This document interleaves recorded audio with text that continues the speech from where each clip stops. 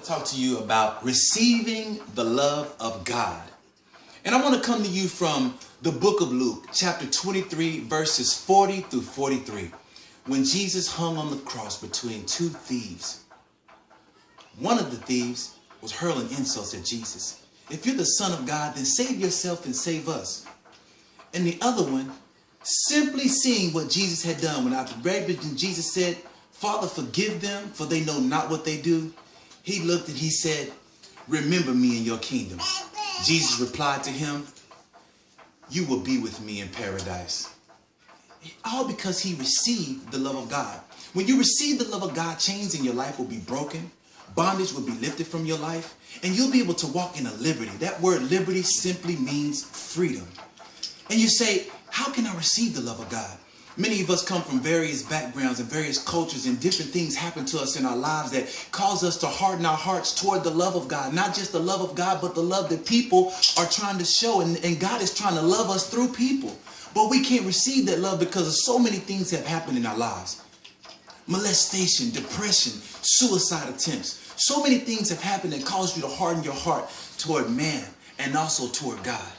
But God is saying today, if you would just receive my love, you can walk in the liberty thereof. You can walk in the power of God. Hallelujah. And I'm talking to somebody tonight that may be like those two thieves that hung on the side of Jesus on the cross.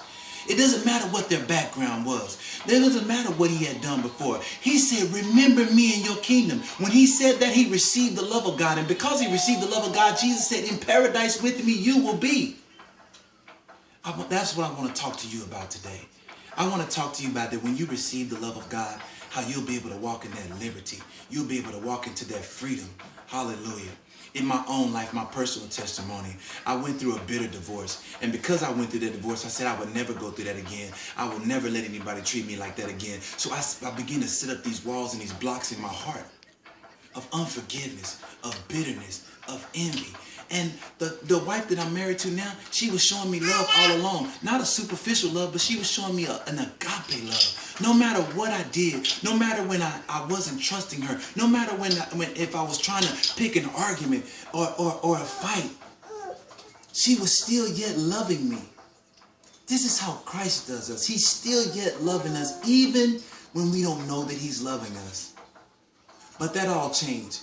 When God gave me an epiphany, he said, look, your wife, she's loving you just as I have loved you.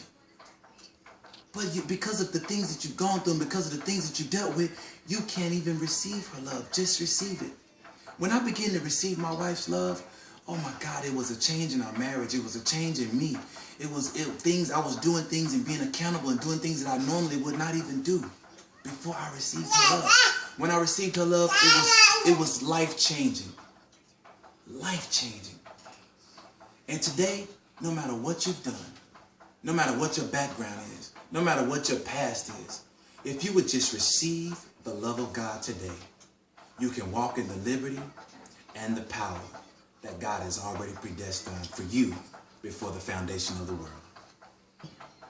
And this message is brought to you by Ty Jones, Heart for the People Ministries.